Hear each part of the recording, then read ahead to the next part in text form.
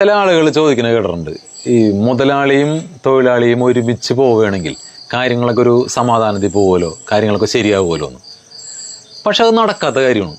എന്തുകൊണ്ടാണെന്നോ, കോഴിയെയും കുറുക്കനെയും ഒരുമിച്ച് ഏതെങ്കിലും കൂട്ടിൽ താമസിപ്പിക്കുക നമ്മൾ ഒരുമിച്ചിടാറുണ്ടോ? ഒരുമിച്ചിടില്ല. കാരണം ഒന്നുകിൽ കോഴി അവിടെ നിന്ന് രക്ഷപ്പെടും, അതല്ലെങ്കിൽ കുറുക്കൻ കോഴിനെ തിന്നും. ഇത് രണ്ടിലൊന്നും സംഭവിച്ചിരിക്കും. അതുപോലെ തന്നെയാണ് ഈ മുതലാളിയും തൊഴിലാളിയും ഒരുമിച്ച് പോവാന്ന് പറഞ്ഞാൽ. ആളുകൾ വിചാരിക്കുകയാണ് അങ്ങനെ ഒരുമിച്ച് പോയാൽ നടക്കും, കാര്യങ്ങളൊക്കെ ശരിയാവുമെന്ന്. കാരണം രണ്ടുപേരുടെയും താല്പര്യങ്ങൾ വ്യത്യസ്തമാണ്. ഇപ്പം നമ്മൾ സൂക്ഷ്മമായിട്ട് നോക്കിയാലൊരു കാര്യം നമുക്കറിയാൻ പറ്റും. ഈ തൊഴിലാളിയുടെ സന്തോഷവും മുതലാളിയുടെ സന്തോഷവും രണ്ടും വ്യത്യസ്തമായിട്ടുള്ള കാര്യമാണ്. രണ്ടുപേർക്കും ഒരേപോലെ സന്തോഷം ഒരേ സമയത്ത് അതുണ്ടാവില്ല. ഈ തൊഴിലാളികൾ 10 മണിക്കൂറോ 12 മണിക്കൂറോ എത്ര സമയം പണിയെടുത്തിട്ടുണ്ടെങ്കിലും അവന്റെ ജീവിതത്തിൽ കാട്ടം ഒഴിഞ്ഞിട്ടൊരു നേരം അവനില്ല. അവന്റെ ജീവിതത്തിന്റെ രണ്ടറ്റങ്ങളും കൂട്ടിമുട്ടിക്കാൻ അവനെ കൊണ്ട് പറ്റേയില്ല. അവന്റെ കിടപ്പാടെന്ന് മാത്രമല്ല, അവന്റെ അടിയാധാരം വരെ പണയത്തിലായിരിക്കുള്ളൂ. അവനൊരു ആശുപത്രി പോകണമെങ്കിലോ ഒരു മക്കളെ കെട്ടിക്കണമെങ്കിലോ പഠിപ്പിക്കണമെങ്കിലോ ഒക്കെ അവൻ ലോൺ എടുക്കേണ്ടി വരും. ഇതാണ് തൊഴിലാളികളുടെ അവസ്ഥ.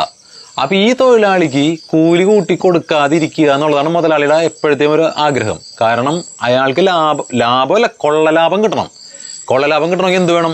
പരമാവധി ആനുകൂല്യങ്ങൾ കൊടുക്കാതിരിക്കുക, കൂടുതൽ സമയം പണിയെടുപ്പിക്കുക, കൂലി വർദ്ധിപ്പിക്കാതിരിക്കുക. ഇതാണ് മുതലാളിയുടെ സന്തോഷം. അപ്പൊ തൊഴിലാളിയുടെ സന്തോഷം ശരിയാവുമോ? ഇത് തമ്മിൽ പൊരുത്തപ്പെടില്ല. നമ്മളിത് പറയുമ്പോൾ ഏതെങ്കിലും വ്യക്തികളോടുള്ള വിരോധം കൊണ്ട് പറയുന്നതല്ലത്. ഈ സൊസൈറ്റി പുരോഗതിയിലേക്ക് പോകണം എന്നുണ്ടെങ്കിൽ ഈ പറയുന്ന സംവിധാനത്തിനെ പൊളിച്ച് മാറ്റണം. അതല്ലാണ്ട് വേറൊരു മാർഗ്ഗം ഇതിനകത്തില്ല. ഇവർ പരസ്പരം വിരുദ്ധമായിട്ടുള്ള ആൾക്കാരാണ്. അപ്പൊ നമ്മൾ മുതലാളി എന്നൊക്കെ പറയുന്നത് ഒരു സിസ്റ്റത്തിനെ മനസ്സിലാക്കാൻ വേണ്ടി പറയുന്ന ഒരു വാക്കായിട്ട് നമ്മളതിനെ കാണാൻ പാടുള്ളൂ. അല്ലാതെ വ്യക്തികളോടുള്ള വിരോധം കൊണ്ടല്ല നമ്മളിത് പറയണത്. ഇത് തന്നെയാണ് കോഴിയുടെ കുറുക്കൻ്റെ കാര്യം. അപ്പൊ മുതലാളിനെയും തൊഴിലാളിനെയും ഒരുമിപ്പിച്ച് കൊണ്ടുപോകാന്ന് പറഞ്ഞാൽ അത് നടക്കാത്തൊരു കാര്യമാണ്. കാരണം വിരുദ്ധമായിട്ടുള്ള അഭിപ്രായങ്ങളും വിരുദ്ധമായിട്ടുള്ള താല്പര്യങ്ങളുമാണ് ഈ രണ്ട് വർഗ്ഗങ്ങൾക്കുള്ളത്. നമ്മൾ ഈ വർഗം എന്ന് പറയുമ്പോഴും അല്ലെങ്കിൽ മുതലാളി തൊഴിലാളി എന്നൊക്കെ പറയുമ്പോൾ നമുക്ക് ദേഷ്യം വരും. ഇതൊക്കെ പറഞ്ഞ് കേട്ട് നമ്മളാകെ കുറെ കാലമായിട്ട് കേട്ടുകൊണ്ടിരിക്കുകയാണ്, ഇതൊക്കെ നിർത്താറായില്ല എന്നൊക്കെ ചോദിക്കും. പക്ഷെ നമ്മൾ നിർത്താൻ പറഞ്ഞാലില്ലെങ്കിലും ഈ പറഞ്ഞ സംഭവം സമൂഹത്തിൽ ഉണ്ട് എന്നുള്ളത് വ്യക്തമാണ്. നിങ്ങൾ ഓരോരോ കാര്യങ്ങളും പരിശോധിച്ച് നോക്കിക്കോ. ഇപ്പൊ ചില ആൾക്കാർ പറയും, ഈ മുതലാളി ഉണ്ടെങ്കിലല്ലേ തൊഴിലാളി ഉള്ളൂ, അല്ലെങ്കിൽ ചുവരുണ്ടെങ്കിലല്ലേ ചിത്രം എഴുതാൻ പറ്റുള്ളൂ. അതും ഒരു മണ്ടത്തരമാണ്. ശരിക്കും ഭയങ്കര മണ്ടത്തരം. ഈ തൊഴിലാളി ഉണ്ടെങ്കിലേ മുതലാളി ഉള്ളൂ, അതാണ് സത്യം. തൊഴിലാളിയുടെ അധ്വാനം പിടിച്ചു വെച്ചാണ് ഈ മുതലാളി ഇത്രയും സമ്പന്നനാവണത്. നിങ്ങളൊന്ന് ആലോചിച്ച് നോക്കിയേ. ഇവിടുത്തെ പല പല പ്രമുഖരുടെയും പേര് പറഞ്ഞിട്ട് പറയും അവരൊക്കെ ലോകത്തിലെ 10ാമത്തെ സമ്പന്നനാണ്, അല്ലെ 5ാമത്തെയാണ്, 2ാമത്തെയാണ്, ഇതൊക്കെ കേൾക്കും. അതിനൊറ്റ അർത്ഥമുള്ളൂ, ആ രാജ്യത്തിലെ ബഹുഭൂരിപക്ഷം ആൾക്കാരും പരമദരിദ്രരായിട്ടുണ്ടാവും. അങ്ങനെ ഒരാൾക്ക് സമ്പന്നനാവാൻ പറ്റുള്ളൂ. അതെന്തുകൊണ്ടാണെന്നറിയാമോ?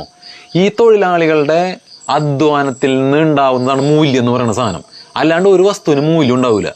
വെറുതെ നിൽക്കുന്ന ഒരു സാധനത്തിന് മൂല്യം ഉണ്ടാവില്ല. ഒരു തൊഴിലാളി അതിന്റെ മേൽ കയറിയിട്ട് ഒരു അധ്വാനം നടത്തിയെങ്കിൽ മാത്രമേ ഒരു സാധനത്തിന് മൂല്യം ഉണ്ടാവുള്ളൂ. ഇതുണ്ടാക്കുന്ന ആരാണ്? തൊഴിലാളിയാണ്, മുതലാളിയല്ല. മുതലാളി ഇല്ലെങ്കിലും ഈ വിഭവങ്ങളൊക്കെ ഇവിടെ തന്നെ ഉണ്ടാവും. ഇപ്പൊ കൽക്കരി ഖനി മുതലാളി ഉണ്ടാക്കണതാണ്, അല്ലെങ്കിൽ സ്വർണത്തിന്റെ ഖനി മുതലാളി ഉണ്ടാക്കണതാണ്, ഈ പറഞ്ഞ പെട്രോള് മുതലാളി ഉണ്ടാക്കണതാണ്. ഒന്നുമല്ല, എല്ലാം ഈ പ്രകൃതിയിലുള്ള സാധനങ്ങളാണ്. ഈ വിഭവങ്ങളുടെ ഉടമസ്ഥാവകാശം എന്ന് പറയുന്നത് എല്ലാവർക്കും അവകാശപ്പെട്ടതാണ്. പക്ഷെ ഇത് കുറെ ആൾക്കാരെ കയ്യിലിരിക്കുകയാണ്. അവരെ നമ്മൾ മുതലാളിമാരെന്ന് പറയുന്നു. അവരുടെ അച്ഛനോ അപ്പനോ അമ്മുമ്മയോ ഒക്കെ ജനിച്ചപ്പോൾ കൊണ്ടുവന്നാണത് അല്ല. ഇതൊക്കെ ഈ പ്രകൃതിയിലുള്ള വിഭവങ്ങൾ കുറെ ആൾക്കാർ കൈയടക്കി വെച്ചിരിക്കുകയാണ്. അവരാണ് നമ്മളെ മുതലാളിമാരെന്ന് പറയണത്. അതുകൊണ്ടാണ് നമുക്ക് ഇഷ്ടപ്പെട്ടാലും ഇഷ്ടപ്പെട്ടില്ലെങ്കിലും ആ പേര് ഇവിടെ ഉണ്ട്, ആ സംഭവം ഇവിടെ നടക്കുന്നുണ്ട്. തൊഴിലാളികളാണ് ഇതിനെല്ലാം മൂല്യം ഉണ്ടാക്കുന്നത്. അതുകൊണ്ട് തൊഴിലാളിയുടെ താല്പര്യവും മുതലാളിയുടെ താല്പര്യവും വേറെയാണ്. 2 കാര്യങ്ങളാണ് പറയാനുള്ളത്. ഒന്ന്, തൊഴിലാളിയും മുതലാളിയും ഒരുമിച്ച് പോവില്ല. 2, മുതലാളി ഉണ്ടെങ്കിലല്ല തൊഴിലാളി ഉണ്ടാവുക, തൊഴിലാളി ഉണ്ടെങ്കിലേ മുതലാളി ഉള്ളൂ.